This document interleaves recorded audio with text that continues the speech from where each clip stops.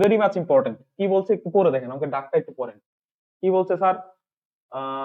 বলছে আমাদের okay, 3 plus x by two whole to the power n এর বিস্তৃতিতে x to the power 7 এবং x to the power 8 এর সহগদ্বয় পরস্পর সমান হলে n এর মান বের করো। This is a very tricky question. So এটা আসতে পারে পরীক্ষায়। ঠিক আছে, এটা লাস্ট 2015 সালে কারিগরি শিক্ষা বোর্ডের একটা কোয়েশ্চেন আসছিল আপনাদের পরীক্ষায়। সেটা এখন দিতে পারে।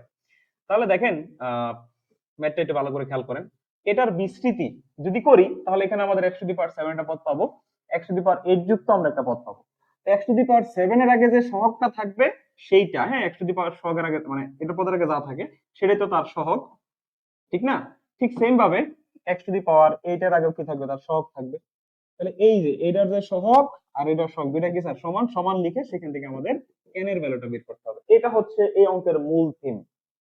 তার মানে আপনার ওয়েটা হচ্ছে এইভাবে। তার মানে আপনাকে প্রথমত এই এক্স টু দি পাওয়ার 7 যুক্ত যে পদটা আছে সেই পদটা বের করতে হবে আগে। এক্স টু দি পাওয়ার 7 যুক্ত কি করতে হবে, পদটা আগে আপনাকে বের করতে হবে, and then x to the power 8 যুক্ত আপনাকে পদটা বের করতে হবে, কারণ পদ না বের করলে তো আপনি সহগ পাবেন না। তাহলে চলেন আমরা প্রথমত এক্স টু দি পাওয়ার 7 যুক্ত পদটা বের করি। দেখেন, যাদের মাথায় জ্ঞান আছে আমি একটু ভালো করে বুঝাই। ধরেন a plus b whole to the power n, এটার আমি যদি কি করি, বিস্তৃতি করি, হ্যাঁ, এটার যদি আমি বিস্তৃতি করি তাহলে দুইটা পদের যখন আমি বিস্তৃতি করতে যাবেন তখন এটার যদি আমি বলি আর প্লাস ওয়ান তম পদ যদি আমি বের করতে যাই তাহলে সূত্রটা কিন্তু এরকম, n C r into a to the power n minus r into b to the power r. এটা কিন্তু হচ্ছে আমাদের মূল সূত্র। এই যে n C r a to the power n minus r, মানে এই যে প্রথম পদের উপরে পাওয়ার হয় এই দুটার ডিফারেন্স মানে বিয়োগফল, আর দ্বিতীয় পদ হচ্ছে বি, এটার উপর পাওয়ার হয় দেখেন এই নে যা এই নৌতা, এই নে যা এই নৌতা, দেখেন এখানেও আর এখানেও আর। এইটা হচ্ছে মেইন বিষয়। এখানে এক্সট্রা আছে কোথায় স্যার? এক্সট্রা আছে স্যার দ্বিতীয় পদে। এক্সট্রা আছে কোথায়? দ্বিতীয় পদে। প্রথম পদে কিন্তু কোনো এক্স নাই। তাহলে এই যে দেখেন, তাহলে এখানে যদি 7 আসে, ঠিক আছে, মানে এখানে 7 আসলে তো আপনি x টু দি পাওয়ার 7 যুক্ত পদটা পাবেন, এখানে এটা আসলে আপনি x টু দি পাওয়ার 8 যুক্ত পদটা পাবেন। তাছাড়া তো সম্ভব না। সেজন্য আমি এটা স্কিপ করার চেষ্টা করতেছি, সেইজন্য এটা বোঝাচ্ছি, তাহলে হঠাৎ করে লিখে দিলে বুঝবেন না। তাহলে এটার বিস্তৃতিতে আর প্লাস ওয়ান তম পদের ক্ষেত্রে আমরা দেখতে পাই এই যে দ্বিতীয় যে পদটা থাকে এই দ্বিতীয় পদের সহগ হয় সবসময় আর এর মানটা। দ্বিতীয় পদের সহগ সবসময় দেখবেন আর এর মান হয় সবসময়, এটা মেইন সূত্র থেকে আমি বললাম। এই ক্ষেত্রে তো তার বিপরীত ব্যতিক্রম না, এটার ক্ষেত্রে সেম একই বিষয় হবে। তাহলে আমি এখান থেকে একটা কথা বলতে পারি, তাহলে x to the power 7, x to the power 7 যুক্ত পদ বলছে, তার মানে এই জায়গার মধ্যে যদি 7টা থাকে তাহলে এই 7টাই তো স্যার এই জায়গায় যাবে আমাদের নাকি? এই যে এখানে যদি আপনি 7 আনতে পারেন তাহলে এই 7টা এই জায়গায় যাবে। তাহলে এখানে যদি 7 হয় এটা কার মান? আর এর মান। তাহলে আর এর মান 7 বসান তো এই জায়গায়, 7 প্লাস 1 কয় নম্বর পদ হয় স্যার? অষ্টম পদ। কয় নম্বর পদ হয় স্যার? অষ্টম পদ হয়। তাহলে একটা কথা বুঝতে পারছি, এক্স টু দি পাওয়ার 7 আমরা কয় নাম্বার পদে পাবো? অষ্টম পদে। আর এক্স টু দি পাওয়ার 8 পাবো তাহলে কথা আরেকটা বেশি হবে নবম পদে। এই কথাটা বলে দিবেন, ঠিক আছে? তাহলে এটা একটু বলে নিবেন, এটা একটু কি রে ভাই, তাহলে এই কথা একটু বলে নিবেন যে এক্স টু দি পাওয়ার 7 এবং এক্স টু দি পাওয়ার 8 অষ্টম এবং নবম পদে, কত নম্বর পদে? নবম পদে।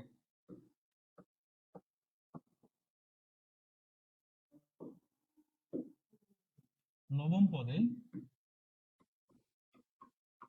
থাকবে, জাস্ট এই কথাটা বলে দিবেন, ঠিক আছে? তারপর আপনি অষ্টম পদ বের করবেন আর নবম পদ বের করবেন।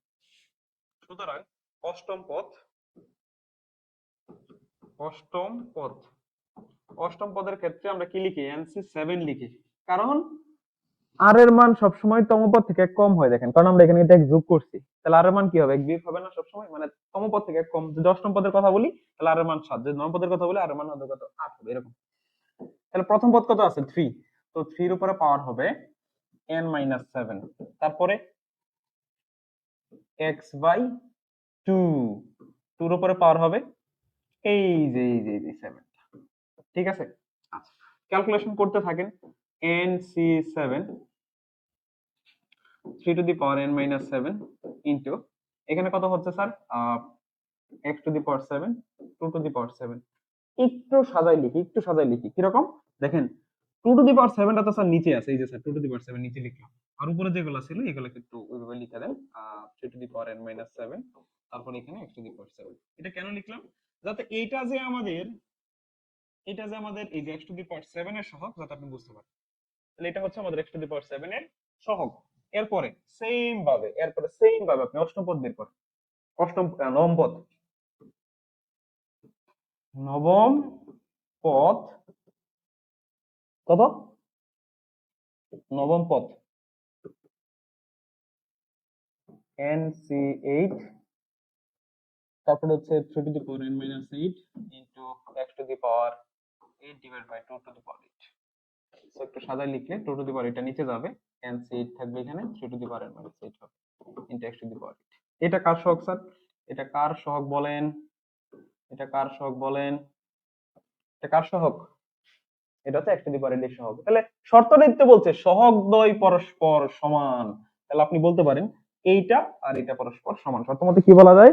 শর্ত মতে বলা যায় এটা এবং এটা পরস্পর সমান। শর্ত মতে বলা যায় এটা এবং এটা পরস্পর সমান। তাহলে আপনি এখানে শর্ত মতে দিয়া, শর্ত মতে দেন, শর্ত মতে দিয়ে কি লিখবেন?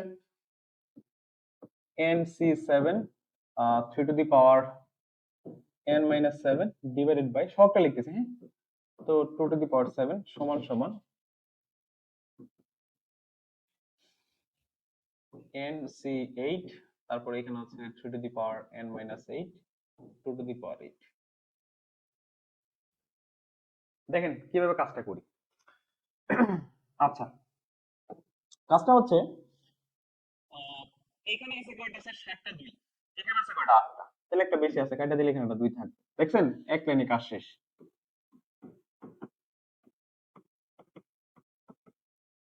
NC8 নিচে তো একটা 2 থাকে না, আর উপরে হচ্ছে NC8 থাকে, আর হচ্ছে 3 to the power n minus 8 থাকে। এই যে এখানে ছিল 7টা, এখানে 8টা, কাটা দিলে তো এখানে একটা থাকবে, দুই পাশে কাটা যদি করি। এখন এইটাকে স্যার, এই যে এইটারে সময় হয়েছে এটাকে ওই পাশে নেওয়া, এই যে এই পাশে নিয়ে যাবেন। যদি নিয়ে যান তাহলে হবে NC7 সমান সমান NC8 into 2 into 3 to the power n minus 7, আর হচ্ছে 3 to the power n minus 8। এটা একটু বাইরে লিখলাম, ঝামেলা আছে কারো? এই যে এটা একটু বাইরে লিখলাম আমার সুবিধার জন্য বা আপনাদের সুবিধার জন্য, আপনারা বুঝবেন বিদায় সেই জন্য। and then NC7, আচ্ছা, n ফ্যাক্টরিয়াল, দেখেন NC7 এটা বাঙানোর একটা সূত্র আছে, সূত্রটা কি? মূল যে সূত্র সেটাই লিখেন। NC7 এটা বাঙানোর সূত্রটা কি বলেন তো sir? n factorial divided by r factorial মানে হচ্ছে 7 factorial into n minus 7 factorial. এটা হচ্ছে মূল সূত্র। আপনাদেরকে বলে দেই, NCR এটার সূত্রটা হচ্ছে n factorial divided by r factorial into n minus r factorial. এটা হচ্ছে সূত্র। এই সূত্রটা আমি জেনে অ্যাপ্লাই করছি, বুঝছেন? আমরা এই সূত্রটা আমরা এখানে অ্যাপ্লাই করেছি। তা যদি অ্যাপ্লাই করে থাকি, আমরা এই সূত্রটা এখানে অ্যাপ্লাই করেছি। আচ্ছা, এখানেও এটার মধ্যে অ্যাপ্লাই করেন, তাহলে হবে n factorial divided by 8 factorial n minus 8 factorial. আর এখানে স্যার একটা কথা বলি, টুটা আছে নাই নে, তো টুটা আমি এনে রেখে দিলাম, এই যে এনে টুটা রেখে দিলাম, এই যে এই টুটা এই যে এই জায়গায় রেখে দিলাম। আর এখানে দেখেন বেসটা একই আছে, আমাদের বেসটা কি আছে? একই। তাহলে আমি যদি কি করি, বেস যেহেতু একই, তারা ভাগাকার আছে, তাহলে পাওয়ারগুলো কি হবে? বিয়োগ হবে। তাহলে আপনি পাওয়ারগুলো বিয়োগ করেন, এটা তো সবাই জানেন নাকি? তাহলে 3 to the power n minus 8 minus, অর্থাৎ এই পাওয়ার থেকে এই পাওয়ারটা বিয়োগ করবেন, তাহলে মাইনাস দ্বারা এটা গুণ করতে হবে, তাহলে মাইনাস 8 প্লাস 7। আশা করি বুঝতে পারছেন। যদি বুঝতে পারেন তাহলে দেখেন n ফ্যাক্টরিয়াল কাটা, কেটে দিলেন, এরপরে এখান থেকে 1, এখানে 7 ফ্যাক্টরিয়াল থাকলো। এটাকে একটু সাজায় লিখি, n মাইনাস 7 ফ্যাক্টরিয়াল আছে না, এটা একটু সাজান, n মাইনাস 7 ইনটু এটা কি লেখা যায়? n মাইনাস 8 ফ্যাক্টরিয়াল লেখা যায়। আমি যদি এটাকে ভেঙে লিখি তাহলে কিন্তু এটা লিখা যায়, এই যে এটা একটু ভেঙে এইভাবে লিখলাম। তারপরে উপরে যদি এটা কাটা দেন, এখানে 1 থাকবে, তারপরে এখানে হচ্ছে 8 ফ্যাক্টরিয়াল, এটাকে লিখা যায় 8 ইনটু 7 ফ্যাক্টরিয়াল। তারপরে এটা তো এইভাবেই থাকুক, কোনো চেঞ্জ করার প্রয়োজন নাই। এখানে 2 আছে, 2 রেখে দেন। আর এখানে যদি n আর n কাটা দেন তাহলে এখানে থাকে কত? 3 মাইনাস 1, অর্থাৎ 3 ইনভার্স 1। ঠিক আছে, এখন কাটাকাটি করার পালা। যেমন আপনি 7 ফ্যাক্টরিয়াল কাটতে পারেন, n মাইনাস 8 ফ্যাক্টরিয়াল কাটতে পারেন। কাটাকাটি করার পরে দেখেন কত থাকে? কত থাকে? থাকে হচ্ছে আমাদের এখানে 1 বাই n মাইনাস 7 থাকে এই পাশে, আর এই পাশে এখানে 8 আছে। ঠিক আছে, এখানে 8, 8 দুগুণে কত হয় স্যার? 16। আর এখানে দেখেন 3 ইনভার্স 1, তার মানে 1/3। তাহলে যদি সবগুলা গুণ করেন তাহলে কত হচ্ছে? 3 ষোলো 48। আর গুণ করেন n - 7 is equal to 48। তারপরে n is equal to কত হচ্ছে আমাদের? বা n is equal to 48 plus 7 মানে হচ্ছে 55। That is your answer. That is your answer. এই তো স্যার, খুব কঠিন বলেন তো?